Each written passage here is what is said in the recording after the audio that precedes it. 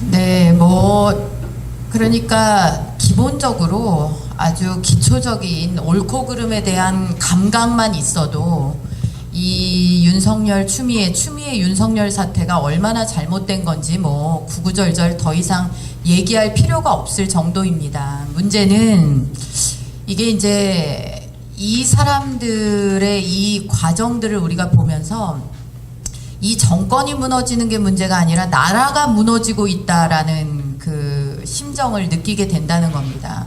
저 사람들은 저렇게 한 시대를 그냥 요란하게 저러다가 사라지면 그만이지만 그 뒤에 망가진 대한민국의 이 법치라든지 이 또 사법부 또 이 준사법기관인 또 검찰 또 정부 이게 이 삼권 분립이나 이런 거 지금 다 바닥으로 내 동댕이 쳐졌거든요.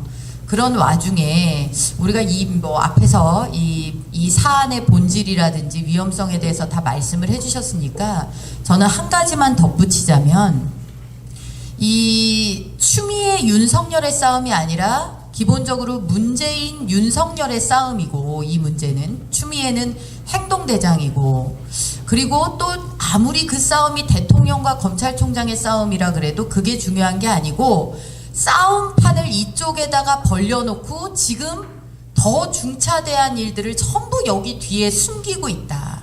5.18에 대해서 정부 발표하고 다른 말 하면은 처벌한다 그러는 법들 또 대한민국 경제 무너지는 그 기업 관련 경제 관련 3법들 다 통과시키고 공수처 같은 거는 우리 작년에도 우리가 그토록 치열하게 우리 투쟁해보고 막 의원들 다 기소도 되고 했지만 이 공수처는 분명히 이게 양날검이에요. 자기가 만든 칼에 자기가 아주 날카롭게 벼러놓은 칼에 자기가 찔리는 사태를 맞이할 겁니다. 그런데 이 우리가 지키던 그 가치관, 신념 이런 것들이 떠내려가는 이 시국을 우리가 정말 제대로 봐야 우리끼리도 뭔가 협조하고 뭉치고 돕고 애틋해하고 같이 분노하고 같이 힘내고 할 수 있다. 이런 말씀을 꼭 좀 드리고 싶습니다. 네, 저는 사실 선거를 4월 15일 총선을 치르면서 그런 생각을 했어요. 우리 당이 뭉쳐야 산다라는 이름으로 막 통합을 할 때 어떤 그 불안한 전조를 느꼈습니다. 왜냐하면 우리가 선거라는 게 이제 승리가 제일 중요하죠. 그런데 선거를 이제 승리한 다음에 반드시 이 또 얘기가 돼야 되는 게 이 정당이 왜 존재하느냐. 이게 같은 세상을 바라보는 관점이 같고 그 세상을 구현해내기 위한 입법 그리고 국가 재정 예산 이런 것들을 핸들링하고자 모여있는 사람들 이 사람들이 이제 정당입니다. 그리고 그 자기네들이 바꾸려면 자기네들이 권력을 획득해야 되니까 같은 방향을 향해서 가기 위해서 권력을 획득하는 겁니다. 권력을 획득하기 위해서만 정당이 존재하는 게 아니고 정당이 권력을 획득해야 되는 이유는 우리가 꿈꾸는 세상을 만들기 위해서입니다. 근데 우리가 꿈꾸는 세상이 뭐냐는 거는 정해져 있어요. 뭐냐? 그래도 오늘보다는 내일이 나은 삶, 정직하게 살면은 그 대가를 받을 수 있는 삶, 자유롭게 일하고 일한 만큼 정당한 그런 대우를 받는 삶, 이런 게 이제 우리가 원하는 세상이라는 거죠. 그런데 선거 때 이제 마구잡이로 막 통합을 하는 과정을 보면서 야, 이거는 우리가 선거를 잘 치러도 내부에 치열한 노선 투쟁이 벌어지겠구나. 우리가 가고자 하는 방향이 같은 사람들이 모여 있는가? 그 구현 방법이 같은 사람들이 모여 있는가? 누구는 시장 경제보다 사회적 경제가 좋다 그랬던 사람들도 있고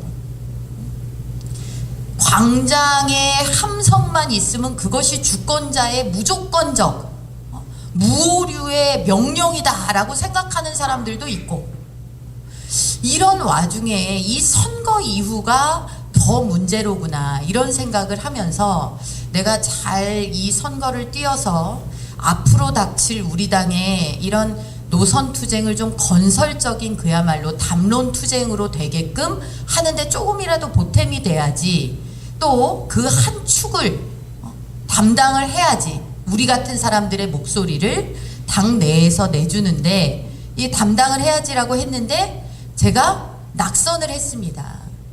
그러면서 당내에서 이제 우리 같은 사람들의 목소리들은 우리는 제자리에 있는데 어떤 이제 자꾸 극단의 목소리다, 일부의 목소리다, 자기들이 움직인 거예요.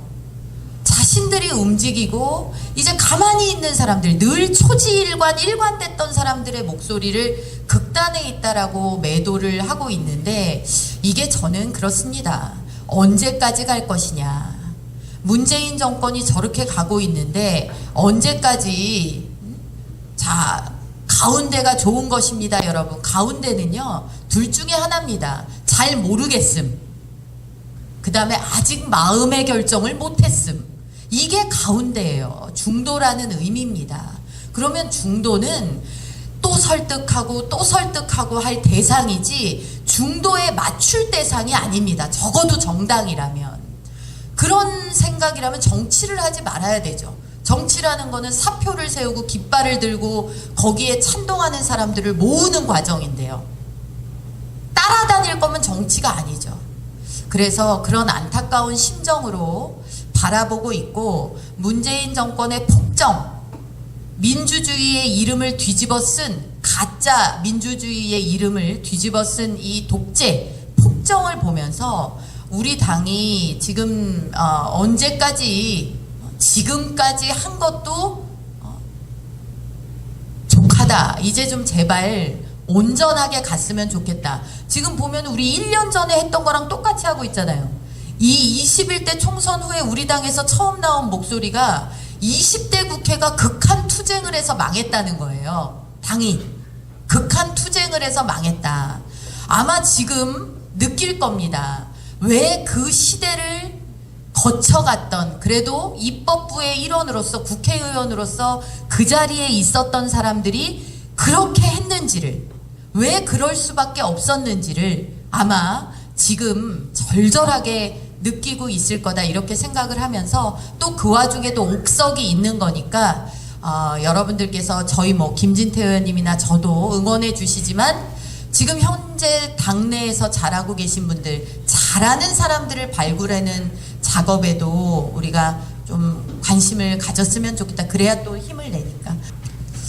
이 정당이라는 특징이 이게 이제 주인이 누구냐의 문제가 있습니다. 주인이 누구냐? 여러분은 정당의 주인이 누구라고 생각하십니까?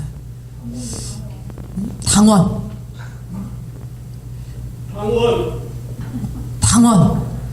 제가 참 답답한 게 그겁니다. 정당의 주인은 당원이다. 그러니까 임기제 당대표도 아니고 비대위원장도 아니고 당원이다. 그런데 그 당의 주축인 활동은 누가 하나요? 여당은 사실 대통령하고 정부가 하죠. 그게 이제 그 당이 움직이는 것 같아 보이는 거예요. 야당은 누가 하죠? 활동. 빼지단 사람들이 하는 거예요. 그게 그 당이다, 이렇게 보여지는 겁니다. 그러니까 지금 우리가 야, 그 당 왜 그러냐 막 이럴 때 지금 당원이 주인입니다 라고 하셨지만 당대표가 주인이다라고 생각을 하는 거예요. 그러니까 저는 우리가 도대체 이 당, 보수당이기를 지금 스스로 포기하고 있는 당이다라는 평가에 대해서는 저는 동의를 합니다만, 그러나 이 당을 지키고 사랑해온 면면이 이어져 오는 이 당원들의 이 생각이 어디에 있느냐는 저는 다르다라고 봅니다. 제가 안타까운 것은 우리 당은 중요할 때는 당원의 의사는 중요하지 않대요. 선거를 누구를 내보낼지 이런 거 할 때는 당원의 의사는 치우쳐져 있기 때문에 일반 국민 여론조사를 돌려야 된대요. 여러분 이게 이해가 되세요? 그러면서 당원협의회, 당협위원장, 우리 같은 이제 원외에 있게 된 당협위원장을 포함해서 국회의원들이 당협위원장을 맡고 있는 모든 지역의 당협들에게는 또 당원 모집과 방언 교육을 시키라 그래요. 그럼 뭐예요? 치우쳐진 국민들을 모으고 더 치우치라고 교육시키라는 거예요? 얼마나 이게 비상식적이냐는 거예요. 논리적으로 말이 안 되죠. 그래서 우리 고영주 변호사님이 갖고 계시는 울분도 알겠고, 또 우리가 지금 이 시기를 관통함에 있어서 저는 그래요. 모욕을 줄 만한 사람들이 주는 모욕이어야 그게 모욕이지, 모욕을 줄 권한이 없고 모욕을 줄만 하지 않은데 이러쿵저러쿵 하는 것에 대해서는 저는 그게 그렇게 뭐 중요한 일이냐. 어차피 누구를 보고 정치를 하느냐의 문제이기 때문에 국민들께서 다 알고 계신다, 이렇게 생각을 합니다, 저는. 그래서 지금 참 위기의 순간이고 아픈 질타도 받아야 되고, 또 저희 같은 비교적 또 이 외곽에서 보시기에 너희들이라도 하시는 시각이 있는 줄을 잘 알고 있고 그 마음을 잘 이해하지만, 그럼에도 불구하고 우리가 지금 해내야 되는 일들이 있고 지켜내야 하는 것들이 있다, 이런 말씀을 드리고 싶습니다. 네, 저는 어려울 때일수록 그 기본기에 대해서 생각을 하자라는, 그러니까 뭐 back to the basic, 우리가 뭐 이런 얘기도 하고 그럽니다만 기본을 한번 생각해 보자라는 생각을 합니다. 우리가 사실 보수다 이렇게 얘기하지만 뭐가 보수냐 이러면은 이게 또 많이 생각이 또 갈립니다. 뭐가 보수냐? 제가 이 경험을, 제가 이제 그 우파 시민단체 정책실장을 이렇게 했었는데, 한 6년을 했었는데, 이 프레스센터에서 굉장히 토론회를 많이 했습니다. 토론회를 많이 하는데, 이 토론회를 하다 보면은 예를 들어 이제 그 대북정책, 그 김대중 정부의 대북정책 문제점, 노무현 정부의 이 과거사, 이 규정에 대한 문제점, 언론관, 이런 것들을 얘기하면은 막 프레스센터에 사람들이 막 인산인해처럼 오시고 막 격려도 해주시고 막 플로어에 막 앉아서 막 열심히 경청도 하시고 그래요. 그런데 이 자유시장 경제를 얘기해서 예를 들어 뭐 상법, 뭐 상속세, 법인세, 뭐 이런 얘기 하지 않습니까? 뭐 상속세 이렇게 가선 안 된다. 상속세가 지나치게 높다. 기업 상속 이렇게 하면 가업 상속이 안 된다. 손잣대로만 넘어가도 그 기업은 날아가는 기업이 된다. 법인세를 낮추자 이러면은, 저는 이제 늘 그 프레스센터에서 이제 토론회를 막 하는 주최 측이다 보니까 오시는 면면들이 눈에 있거든요. 근데 어제는 분명히 대북 정책에 이러면은 아이 젊은이들이 고생하는구만 이러셨던 분이 가만히 있어보자 그러고 법인세 듣다가 이런 재벌들 편을 들고 그래, 이런 나쁜 녀석들을 만나 이러세요. 여러분, 없는 일 같죠? 이게 참 그렇습니다. 우리가 이 보수, 자유, 우파의 이 열차에 올라타시오 그러면은 아마 대한민국 그 사람들, 그러니까 이렇게 얘기해 볼게요. 자유의 열차에 올라탑시다 이러면 아마 대한민국 사람들 몇몇 빼곤 다 탈 거예요. 왜? 자유 얼마나 좋냐? 자유 아름답지. 그런데 그 자유가 정치적 자유를 달라, 표현의 자유, 언론, 출판, 집회, 결사의 자유를 달라 이러면은 막 가슴이 뜨거워져요. 우리가 그 자유를 외쳤잖아. 아마 지금 나라 망치고 있는 586 저 문재인 정권 친위대들이 아마 그럴 거예요. 우리가 찾은 게 바로 우리가 운동해서 찾은 게 그 자유다. 그런데 경제적 자유로 가잖아요. 기업할 자유를 줘라. 주주의 자유를 줘라. 내가 거래하고 싶은 사람과 거래할 자유를 줘라. 내가 계약하고 싶은 조건에 계약할 자유를 줘라. 내가 임금을 알아서 이 근로자하고 합의해서 계약할 자유를 줘라. 이런 자유가 여러분 지금 문재인 정권에서 다 무너집니다 하면은 뭐라 그래요? 아니 그게 약자 보호 아니에요? 아니 부동산법 잘못됐잖아요. 아니 부동산만 잘못하고 있지. 그건 김현미가 잘못하는 거지. 이래요 여러분. 김정은이 나쁘다.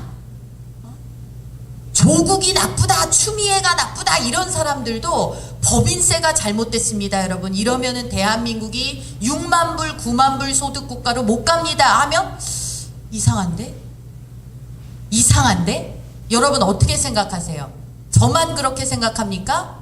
우리가 이런 분들까지도 전부 자유의 열차에 태워야 됩니다.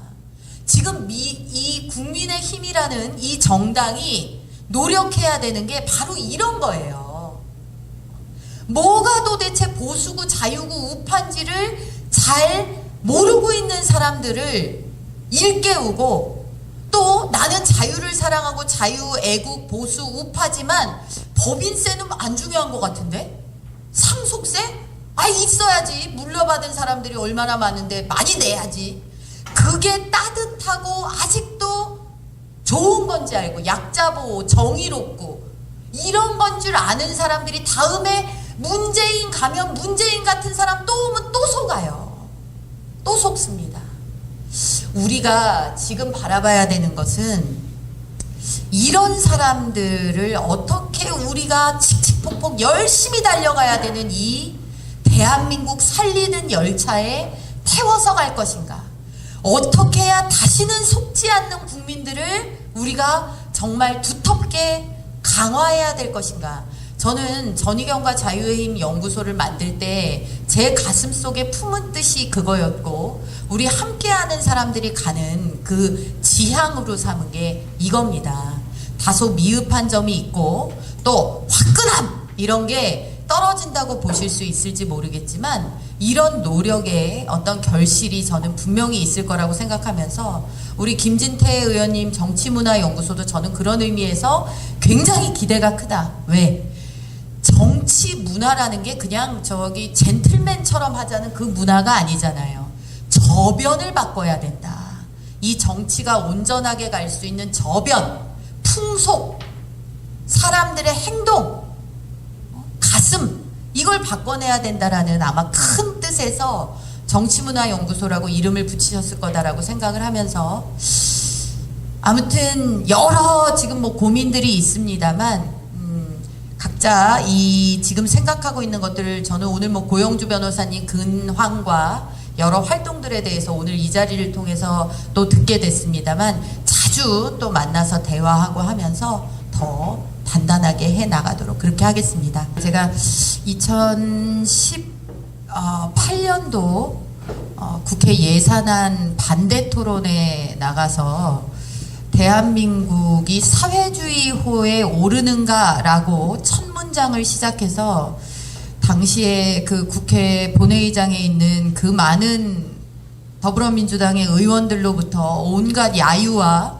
고성을 들었던 것을 생생히 기억합니다.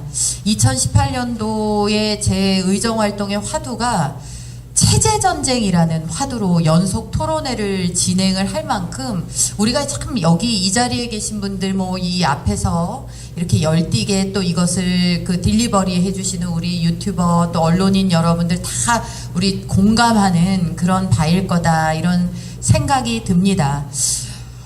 어쨌든 지금 중요한 거는 싸우다가 지면 다시 일어설 힘이라도 있지만, 그저 굴복하면은 다시 일어서 보지조차 못한다라는 생각을 가슴에 새기는 것이다, 이런 생각이 듭니다. 방법론에 있어서 다소 차이가 있고 이럴 수 있겠지만, 넓은 마음으로 우리가 같이 어깨를 함께 하면서 우리 김진태 의원님 또 필두로 우리 고영주 변호사님 이렇게 같이 하면서 이렇게 오늘만큼의 최선, 내일을 위한 가장 확실한 계획은 오늘의 최선이다라는 말을 상기하면서 건강 지키면서 그렇게 했으면 좋겠습니다. 예, 고맙습니다.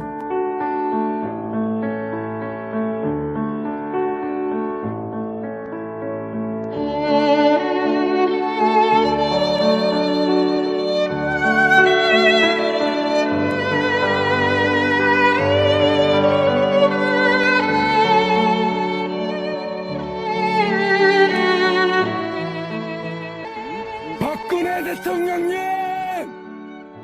옥체를 보존하십시오. 선구자 방송입니다. 보내드리는 엽서를 통해서 힘을 내시고 대통령님의 결백이 밝혀질 것입니다. 멀지 않았습니다. 더 꿋꿋이 버텨주시고 많은 국민들을 통해서 많은 엽서를 또 많은 편지를 보내드리도록 그렇게 힘쓰겠습니다. 건강을 지켜주세요. 안녕히 계세요.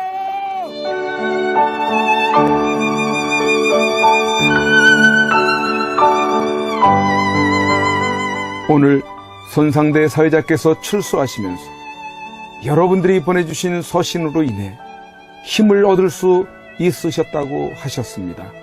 여러분들의 그 용기와 또 우편의 편지나 아니면 적기를 통해서 우리에게 힘을 주셔서 오늘 이렇게 하늘을 처음 보는 것 같습니다. 이제 박근혜 대통령님과 남아 계신 분들이 힘과 용기를 얻으실 수 있도록 엽서 보내기와 편지 보내기에 더욱 동참해 주시지 않으시겠습니까?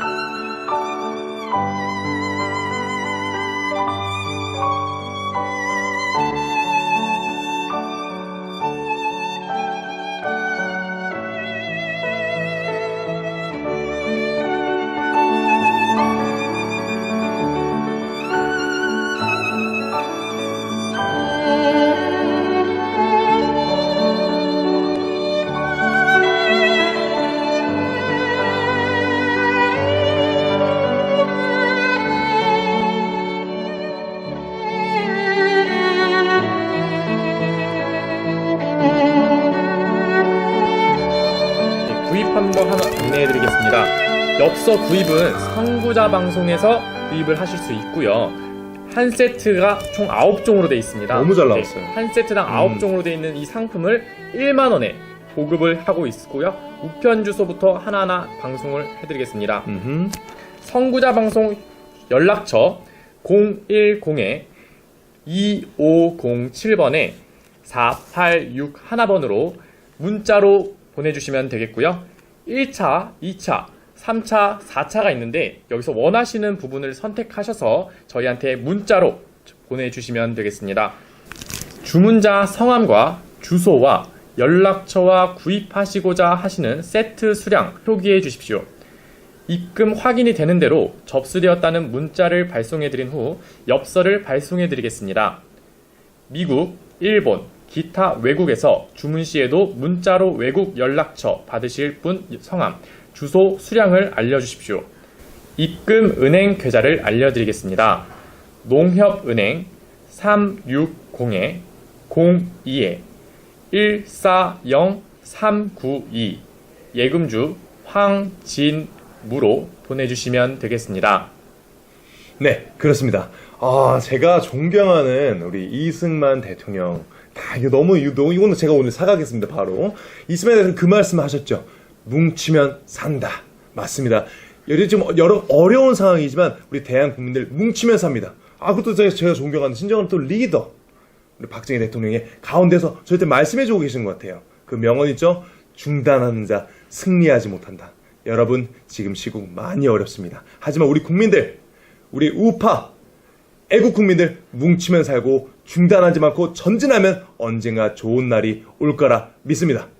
대한민국은 지금 어렵다 할지라도 깨어있는 대한국민이 자유 대한민국 살아서 다시 일으킬 줄 믿습니다. 우리 다 같이 대한민국 화이팅 외치면서 마무리하도록 하겠습니다.